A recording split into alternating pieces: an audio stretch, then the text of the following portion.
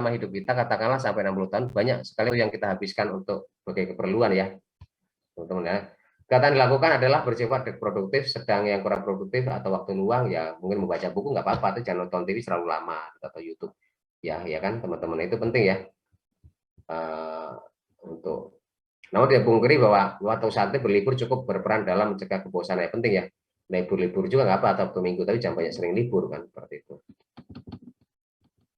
Nah sekarang malah kita renungkan berapa banyak waktu yang kita habiskan dengan percuma tanpa kita sadari buat anak-anak muda kayak teman-teman nih, ya kan? Apakah teman-teman video konten, youtuber itu kan, atau bisnis dalam marketplace di Tokopedia atau bisnis fotografer atau kafe ya kan?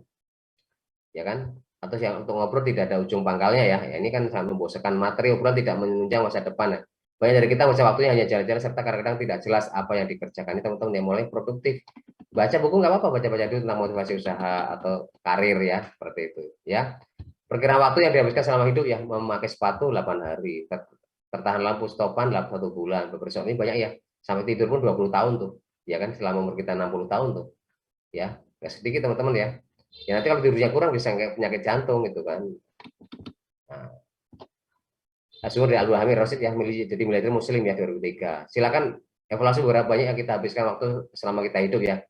Berbicara di telepon, apalagi jika kita bicara bukan hal yang produktif ya, mungkin ya sama teman-teman yang tidak ya cuma obrolan saja atau sama kekasih ya. Ya itu kan mungkin menghabiskan waktu ya untuk ya telepon-telepon. Kalau telepon sama mentor, sama orang yang produktif atau belajar sama pacar nggak apa kalau pacarnya pengusaha gitu kan. Atau dia karirnya sukses gitu, nggak apa-apa sih sharing gitu kan. Menghadiri undangan pernikahan selama atau ulang tahun ini juga banyak waktu, acara rapat macam-macam banyak waktu juga ya kan. Naik kendaraan di kota besar ya kan, banyak merugikan jam-jam macet ya kan, bosan boring macet-macetan, itu kan sangat klasik ya. Ya, terus juga habis waktunya untuk menunggu sebagai keperluan kayak di halte, kayak di stasiun, di bandara itu kan, dari bank, pejabat yang membayarkan, menonton TV ya. Kita banyak menonton hal-hal yang tidak berguna acara TV tentang gosip, telenovela gitu kan, sinetron ya tuh, ya kan. Ya, digunakan yang untuk lebih produktif lagi. Ini salah satu yang harus dihindari TV teman-teman. Ya, lebih ke kalau YouTube lihat aja Euro ataupun Piala Dunia, tinggal lihat di YouTube aja sebentar yang highlightnya tuh.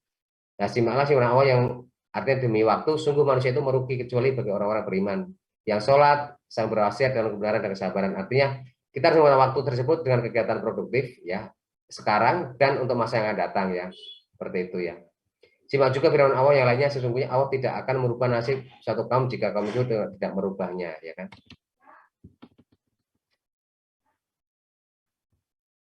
Camkanlah ungkapan don't wait till tomorrow ya, what you can do today ya. Jangan kamu mengatakan besok saya kerjakan kecuali dengan menyebut insya Allah gitu. Saya berpikiran kalau saya dapat ditunda besok, ngapain dikerjakan sekarang ya. Ini ciri orang yang kurang ikhlas yang bilang bekerja saya mungkin ya, kerjakan sekarang dan action gitu kan. Seorang berusaha sejati adalah seorang yang dapat bekerja dalam satu tim, bisa mempercayai orang lain, tidak bekerja sendiri, one man show, tidak perlu sesuatu bekerja dilakukan sendiri ya, tapi melalui orang lain ya, harus merekrut, harus mempercayakannya, bahkan pakai mesin ataupun aplikasi ya, CCTV dan sebagainya untuk mengontrol ya. Agar dapat memanfaatkan waktu sebaik-baiknya, diperhatikan Pak. Buat rincian pekerjaan ya, planning yang hubungan via telepon sebelum dan mengunjungi bertemu dengan seorang, harus janjian dulu ya. Jangan lupa kertas ya. Bagi yang beragam Islam, selalu sholat waktu, doa, itu kan, ataupun berdoa dulu kan, manfaat waktu lowong untuk baca buku, kabar ya sambil jalan, handphone juga bisa kan, e-book ya. Yang waktu untuk perjalanan berhitungan kemacetan, nah itu perlu dihitung berangkat subuh hari lah, atau pagi hari dibanding siang hari kan. Atau jam-jam tertentu menghindari macet kan. Menghindari secara bebek terhadap orang yang akan mencuri waktu Anda untuk mengukur yang tidak penting kan. Ya. Tidak perlu menemui seseorang jika yang dibicarakan dapat dilakukan melalui teknologi komunikasi, surat kurir, telepon, fax, dan sebagainya. Ini penggunaan waktu teman-teman ya. Kita berbicara ngobrol, apakah yang kita obrolkan kata ada hikmahnya. Akal yang besar akan membicarakan pemikiran ya. Akal yang sedang akan membicarakan kejadian. Akal yang kecil akan membicarakan perihal orang dan materi ya. Akal yang kecil sekali akan membicarakan keberadaan keluarga. Makanya akal yang besar akan membicarakan pemikiran. Jadi gimana sih kita membuat produk yang bagus, keberhasilan secara umum, itu penting ya. Jangan yang terlalu berpikiran akal yang kecil, sedang dan kecil kan. Seperti itu. Ya bagi Rosa tentu pembicaraan lebih fokus pada bisnis ya, mungkin sama orang-orang atau ancaman atau kompetitor, pengindaran gimana melihat peluang ke depan, gimana hubungan dengan relasi, terus menguatkan jaringan atau networking ya. Bekerja manusia berikan Tuhan yang Maha Kuasa utama adalah 4, yaitu waktu, kehidupan, tenaga otot, pikiran otak, dan materi harta. Dan bagi mereka yang taat beragam ditambah dengan doa yang kuat ya. Tuhan yang Maha Kuasa itu adil ya. Tuhan memberikan kepada semua 24 jam ya, waktu yang sama, kesempatan yang sama, yang gak ada buat orang pintar, orang kaya, orang miskin sama saja semua. Tidak dibeda-bedakan ya. Yang kedua, sekali waktu lewat baik dimanfaat atau tidak, maka tidak akan pernah diperoleh kembali. Waktu yang Anda lewatkan sekarang, Anda dengan belajar itu dapat manfaatnya, dapat ilmu kan. Tapi yang Anda digunakan untuk sesuatu yang produktif akan hilang, terbuang, dan tidak bisa ditabung dan tidak dapat disimpan ya. Ketika hidup manusia dibatasi oleh waktu yang dinamakan umur ya, memang setiap saat umur bertambah disitulah usia ya kita berkurang ya, seperti itu ya. Waktu itu kita berkurang ya, semakin dewasa tapi semakin kurang umur kita ya, seperti itu. Orang yang rugi waktu artinya tidak memanfaatkan waktu dengan sebaik-baiknya ya. Peluang usaha merupakan bagian dari waktu. Sekali kita tidak dapat memanfaatkan peluang, maka seumur hidup kita peluang itu tidak akan pernah terulang lagi, dan akan diambil orang lain. Sedangkan waktu berjalan dan tidak akan pernah kembali dan berhenti. Ini ya. Proses para wiraswasta harus betul-betul memegang teguh prinsip time is money ya. Waktu adalah uang ya, teman-teman ya ini. Menurut pepatah Arab, waktu adalah pedang, sehingga barang siapa yang tidak dapat mematahkannya, maka lehernya akan terpenggal. Nah, sungguh tidak akan rela kita seorang mencuri harta kita, tetapi kita seringkali memberikan orang lain mencuri waktu kita. Pada waktu yang lebih berharga daripada uang ya, karena pada akhirnya waktu adalah esensi kehidupan kita. Waktu adalah kehidupan ya. Berikutnya adalah pertanyaan adalah, apa yang Anda ingin lakukan dengan sisa hidup Anda? Jangan bersikap seolah Anda akan punya waktu 1000 tahun lagi untuk hidup ya. Demikian perintah Marcus Aurelius ya, seorang kaisar Romawi yang sangat dikjaya dirinya pada diri kita. Ya juga Rasulullah ya subhanahu wa taala, Nabi Muhammad SAW yang berbunyi, rela 5 perkara sebelum datang yang 5, yaitu hidupmu sebelum matimu, sehatmu sebelum sakitmu, kesempatanmu sebelum sibukmu, mudamu sebelum tuamu, dan kayamu sebelum miskinmu ya. Hadis riwayat Ibnu Abbas ya. Hadis ini disahihkan oleh Al-Albani ya dalam sahihnya Al-Jami'i Al-Syahrir ya. Ya 11088 ya. Seperti itu ya. Dari waktu 12 jam sehari tersebut membedakan satu manusia dengan yang lainnya, ilmu, pengetahuan, pengalaman, keterampilan, sikap mental ya. Nah, maka terdapat 4 macam upaya manusia mencari nafkah dalam arti kata positif, yaitu sebagai pegawai ya atau karyawan ya, sebagai profesional mandiri ya kan. Mandiri itu ya dia sebagai konsultan, sebagai profesional gitu kan di bidangnya gitu kan. Sebagai usaha atau owner ya, atau founder, pebisnis, juga investor, pemilik modal ya untuk membiayai usaha gitu kan. Ini ya beberapa ya contoh self employment ya, atau personal dan profesi ya. Ya ini adalah pengacara. Ini pengacara kan gampang cari uangnya tuh, dokter, notaris, ini kan motivator bisnis, seniman. Ini tidak dibatasi dengan hari tapi jam. Sekali praktek pengacara itu sejam bisa kayak Hotman tuh berapa tuh, bahkan miliaran kan. Terus seniman, bintang artis film tuh mainnya hanya menit-menitan tuh, macam paranormal ya kan, presenter, arsitek. Ini kan entertainer ya, perancang busana. Ini kan dibayar mahal, itu kan menitan ya. Ya mereka senang kebebasan dan kemandirian akan menjadi wirausaha dan investor. Dengan demikian mereka bebas berbuat dengan menaruh segala sesuatu yang dimilikinya, baik materi maupun non materi ya.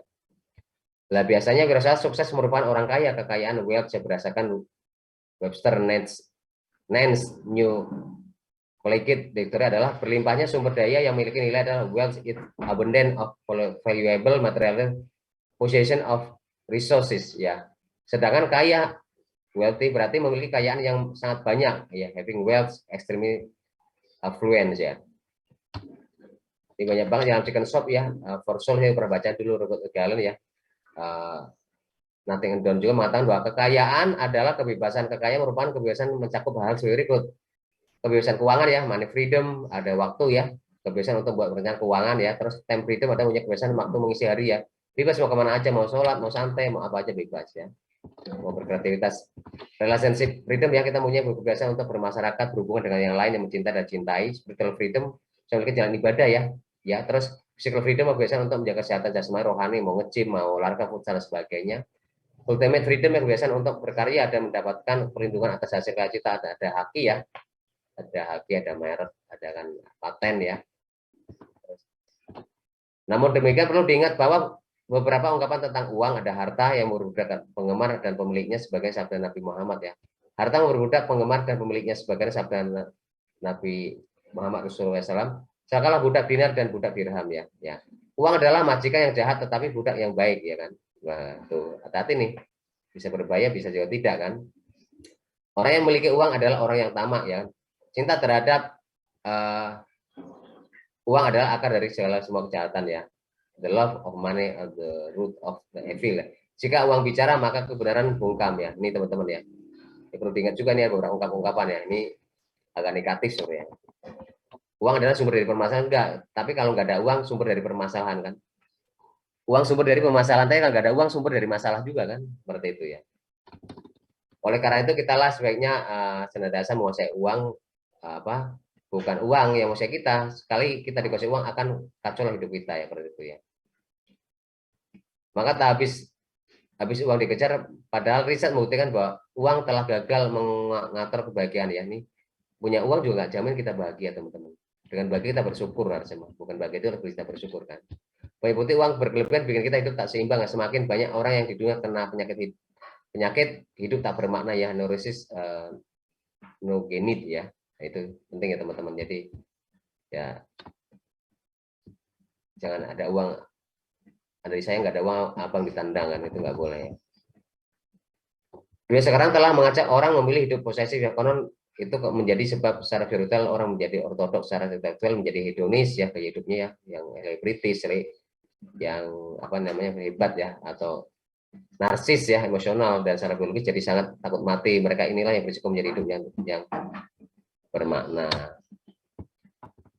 Dalam metodologi pembelajaran kewirausahaan adalah teman-teman bisa learning by doing nih, falsafah saya nih. Berikut adalah hal mendasar dalam mempelajari kewirausahaan. Wirausaha bukan masalah bakat atau turunan, meskipun hal itu sering dipersoalkan. Wirausaha dibentuk bukan dilahirkan keturunan ya, tapi bisa belajar dari teman, dari termotivasi dari YouTube, dari motivator ya kan, dari belajar kan, bukan genetika ataupun turunan ya. Seseorang yang mempunyai wawasan wirausaha belum tentu menjadi pengusaha ya. Indonesia memerlukan banyak wirausaha yang dapat membangun bangsa. Nanti dulu ya. Ya juga mencakup sikap mental, budi pekerti, dan bukan hanya ini udah mulai turun ya. Yang pertama kita semua nih ini bisa dibaca teman-teman ya. Sikap mental terus menjadi berusaha harus dari dasar diri sendiri, karena jangan dari dorong orang lain ya, harus punya kesadaran tuh. Pertama, tidak semua orang langsung memiliki jiwa dan wawasan kewirausahaan ya. Perlu dilakukan perubahan mental mindset ya, atau tipe pegawai ya. Yang saya terakhir teman-teman nih, saya teori banget ya.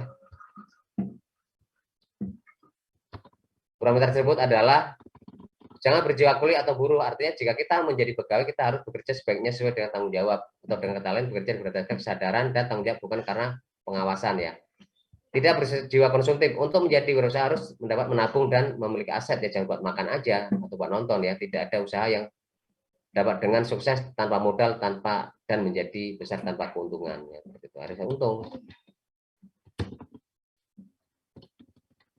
Belajar menghitung risiko, menjadi risiko setiap keputusan diambil ya, dipertimbangkan forecasting peramalannya. Silakan biasakan berkelit dari permasalahan dengan cara berdalih dan beralasan. Caranya adalah kita harus mengakui kalau kita ada kesalahan, kita tetap perbaiki kan.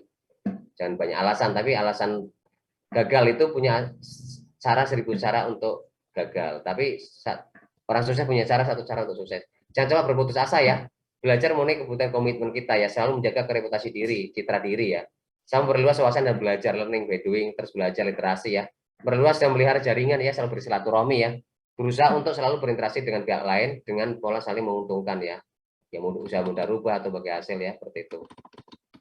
Ini banyak bisa dibaca teman-teman ya, biasa bekerja dengan tim ya, belajar melayani dan menghargai orang lain dengan sebaik-baiknya. Jadi kalau bisa ada orang lain dihargai dan dihargai, kalau ada tamu, ada teman gitu, jangan paling ecek-ecek ya. Belajar olah stres ya, karena stres itu sebenarnya hal mudah, karena teman-teman stres itu seperti kayak teman-teman mengangkat tangan jari gini. Kalau 5 detik nggak ada masalah, 1 jam ini kalau stres ditaruh di depan atau otak kita kan akan kebakar. Tapi kalau kita taruh, udah stres kita taruh di belakang, tetap kita action melakukan solusi gitu kan. Belajar bertindak disiplin, cermat, dan akurat, memiliki kesadaran dan kemampuan memelihara serta merawat aset ya. Ya kalau punya mobil, kalau bisa lebih untung lagi tuh di motif-motif, jangan di motifnya habis banyak dijual murah gitu kan. Belajar menjadi orang yang inovatif, kopier, dan bahkan menjadi kreatif ya, copy paste ya, seperti ini ya, inovasi ya, jelas.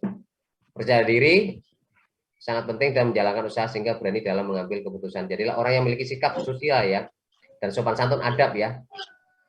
Kalau Anda merasa tidak kerasan, tidak cocok, tidak puas, mentok karir, pegawai masih ada alternatif yang bisa pindah atau menjadi wirausaha. Oke, itu aja teman-teman ya dari saya. Ini story banget ya. Ini siapa nih? Oke, teman-teman mungkin ada yang ditanyakan nih, teori basic banget sih ini apa namanya? Pak, izin bertanya, Pak. Ya, Mas Ryan ya. Ditulis ini Mbak Susi ya, Mangga. Menurut Bapak, hal pertama untuk menjadi wirausaha itu apa aja sih, Pak? Tuh, kata Mas Ryan ditulis Mbak Susi ya. Hal apa saja yang untuk menjadi startup ya, memulai usaha tuh. Kira-kira apa yang harus dimiliki teman-teman? Silakan teman-teman bisa apa komen, bisa ngasih masukan di sini dapat 1 poin ya. Makasih Mas Ryan ya. Ada yang mau jawab? Mas Anjar mungkin? Boleh menjawab, Pak? Sama Andika ya. Anjar dulu, Anjar. Oh, silakan. Oke, menurut saya saat kita start itu yang paling penting itu adalah ide sama relasi. Saat kita sudah mempunyai ide dan mempunyai relasi, modal bisa belakangan. Terima kasih. Oke, kata Mas Anjar tuh modalnya cuma 2. Punya ide kreatif dan inovasi produk yang kita beda dengan orang lain. Kedua adalah jaringan ya, networking itu penting ya, silaturahmi lah. Modal itu nanti kalau temannya banyak pengusaha tuh ntar diajarin gratis, dikasih modal, dikasih apa namanya godrok apa namanya, dikasih apa namanya tempat jualan tuh namanya apa ya? Sorry apa namanya tuh meja dan lain-lain lah, booth ya, nah, itu tuh. Jadi betul kata Mas Anjar. Mas Andika nih 1 poin. Oke, saya ingin menjawab kalau dari yang punya dana, ya kita pertama kita mempelajari kemauan masyarakat, permintaan di masyarakat umum itu apa. Itu yang pertama. Yang kedua, kita segmentasi pasar, lokasinya di mana, terus tempatnya itu ramai atau enggak. Yang ketiga, kita analisis bahan-bahan pokoknya itu bagaimana. Terus udah gitu proses apa tuh jenjang kedepannya bagaimana. Terus yang keempat, ya misalnya kita apa tuh kalau kita sudah menjalankan bisnisnya, misalnya BP, kita harus menciptakan inovasi-inovasi yang terjadi. Bagaimana apa tuh kelanjutan usaha ini, kurang lebih begitu, Pak. Mohon maaf kalau salah. Thank you ya kata Mas Andika nih basic banget textbook ya, ini akademik banget nih. Jadi pertama dari riset pasar ya. Nah, Mas Andika di riset pasar. Setelah di riset pasar ini apa tadi terus banyak banget tadi riset pasar, apalagi terus kedua Mas? Tadi makanya di riset ya. Kedua lagi apa menganalisa market ya. Marketnya ada kompetitor apa tidak, terus berapa banyak daya beli kan gitu. Terus apa lagi tidak tadi menganalisa apa namanya BIP ya, keuangan, apakah balik modalnya seperti apa, break even point-nya. Kalau nggak salah itu yang 4-nya apa tadi itu. Itu sih. Teman-teman udah keren-keren nih, udah bagus. Ada yang lain ada nambahin? Mbak Ayu mungkin? Atau Mas Mansur nih? Ya, Pak. Ya, hidupin lah videonya Mas Mansur, kelihatan gantengnya tuh. Apa jenggotnya bewanya. Anu Pak, gelap Pak, mati lampu. Oh, mati lampu, tapi bukan mati lampu ya. Enggak. Gimana Pak tadi Pak pertanyaannya Pak? Pertanyaannya apa yang harus dimiliki untuk wirausaha pemula tuh atau startup? Yang harus dimiliki itu. Jadi sekedar menambahkan dari Bang Anjar ya Pak. Selain kita punya ide dan apa tadi Bang Anjar? Ide sama jaringan. Sama relasi, Mas. Iya, sama relasi kita juga harus sebagai orang awal tuh ya harus bisa menerima masukan gitu Pak. Biar kita juga ada inovasi-inovasi baru, bukan cuma dari kita doang gitu Pak, dari ide-ide kita. Karena kita kan bukan hanya di pasar offline ya Pak.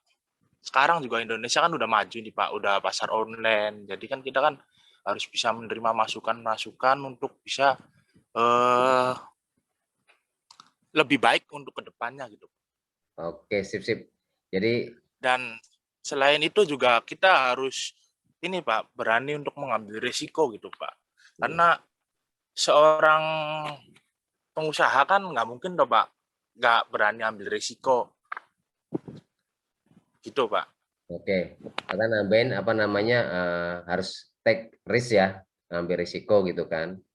Terus juga menambah jaringan relasi ya tadi ya, hubungan dengan apa namanya, masukan-masukan dari teman-teman kita ya kan, atau mungkin lihat dari kompetitor seperti apa ya kan, seperti itu. Masih Mas Mansur ya. Oke, teman-teman yang lain mau nambahkan? Kayaknya sih teman-teman pada jago-jago nih, udah pada biasa jadi entrepreneur kan, seperti itu. Oke, kalau gitu saya bantu ini ya, meresum atau mungkin menjawab ya. Share kalau ide pertama itu kalau kita berusaha buat yang pemula ya, pertama harus punya, pertama adalah kita harus pertama nulis ide bisnis, ide bisnis. Saya nulis ide bisnis itu sampai ada 10, saya tulis tuh. A, B, C, D. Terus kita sesuaikan dengan apa namanya, market ya. Kalau saya kemarin kenapa saya bikin apotik, ternyata kan setelah saya evaluasi, saya kan 13 tahun di farmasi, saya di UMKM 7 tahun, saya konsultan baru 2 tahun ya sebagai narasumber kayak gitu kan, untuk jadi konsultan lah. Kayaknya lebih fokus saya ke lebih bisnis gitu kan, karena dulu pengalaman perusahaan lokal dan perusahaan asing gitu kan. Nah, hal tersebutlah yang membuat saya menjadikan berani gitu kan, ya ide bisnisnya akhirnya ditulis tuh. Banyak sih pengen jadi konsultan, pengen bisnis apa juga, pewangi waktu itu sudah jalan juga, fashion sudah ada gitu kan. Salah satu apotek gitu kan, alat kesehatan gitu kan. Pas kita mereview, ternyata kan basic pengalaman saya itu, pengalaman kita terbanyak itu apa gitu kan. Nah, kedua saya juga punya bisnis restoran untuk ikan bakar gitu kan. Karena hobi saya dari zaman muda saya, zaman nom saya itu, biasanya 2 minggu sekali, bahkan sebulan kali bakar-bakar itu sampai bisa 3 kilo, 4 kilo, 6 kilo. Itu saya sudah lakukan di Cirebon juga waktu saya single itu, baik di kampung maupun di Jakarta dulu itu sampai habis 2 jutaan tuh, ada ikan-ikan, ada jagung, itu saya saya sebagai Pak Ade itu saya sebagai ketuanya lah yang ngurusin itu. Jadi pengalaman pribadi seperti itu. Jadi kalau memang ide-ide bisnisnya berdasarkan hobi juga ya, list apa aja usahanya terus dihubungkan dengan hobi kita, apa yang kita mampu, apa pengalaman kita, itu ide bisnisnya ya kira-kira yang mampu lah. Kalau saya mungkin realisasinya, kalau saya kan udah biasa bakar-bakar, itu udah biasa, jadi tergantung kita ambil tempatnya nanti, survei dan sebagainya kan, seperti itu ya.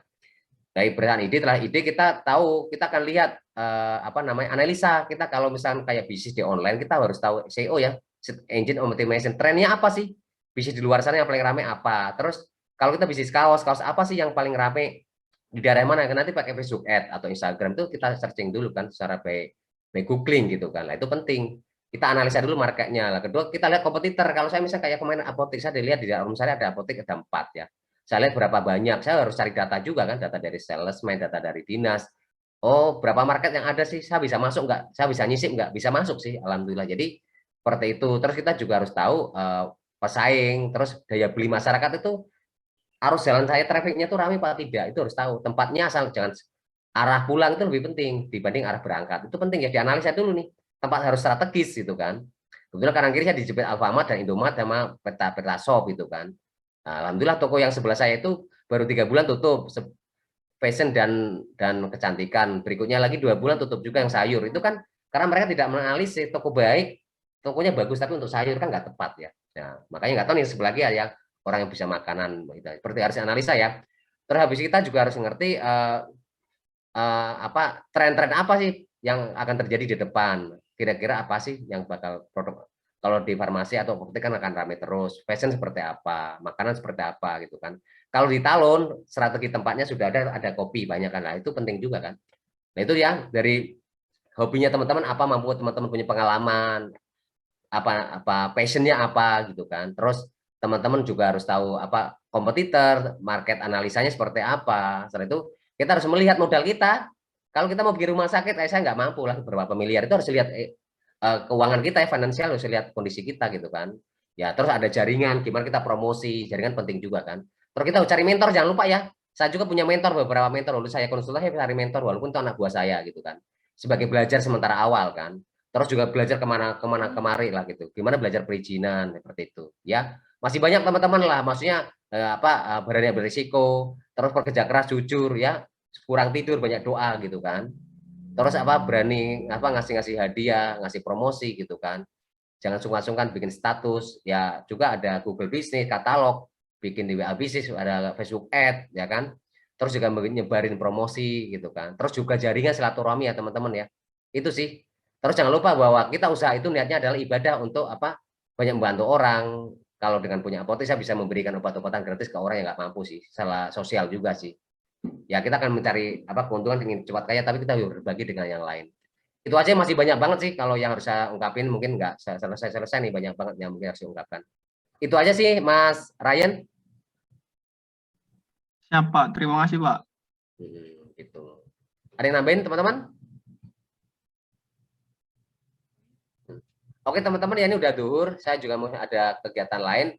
Nanti pertanyaan Mas Anjar ya, Mas Andika mungkin next aja ya, ini waktunya ada kegiatan saya di luar sana. Tapi terima kasih banyak yang masih banyak pertanyaan, saya yakin Mas teman-teman ini kan kelas paling aktif nih. Makanya kalau nilainya AB harusnya malu nih, harusnya A semua ya, gitu kan. Harus rajin-rajin lah, oke lah. Ya, oke teman-teman, saya yakin kelas ini banyak orang yang sukses karena pertanyaan juga bagus-bagus, terus on time juga semua pada masuk sih. Kalau nggak ada teman-teman, saatnya sholat duhur ya, ini udah ada panggilan tadi, semangat istirahat. Mudah-mudahan teman-teman selalu sehat selalu, tambah pintar, tambah sukses, Amin. bahkan menjadi entrepreneur ya sebentar lagi tuh, belajar wirausaha. Mungkin dari materi ini ada mungkin tergugah menjadi wirausaha. Mahasiswa bisa kaya dia jadi pengusaha, karyawan bisa kaya jadi pengusaha gitu kan. Ibu rumah tangga jadi kaya karena wirausaha kan, seperti itu ya. Oke teman-teman, mudah-mudahan diaminkan ya, mau jadi kaya ya, seperti itu. Amin, amin. Kalau Amin, nggak ada Pak. pertanyaan lagi, terima kasih banyak teman-teman. Akhirul kalam, wassalamualaikum warahmatullahi wabarakatuh. Waalaikumsalam warahmatullahi wabarakatuh. Assalamualaikum. Terima kasih Pak. Banyak Pak. Radit. Pak. Bye-bye, sukses Selamat selalu. makan Pak. Bye. Selamat siang Pak. Selamat istirahat Pak.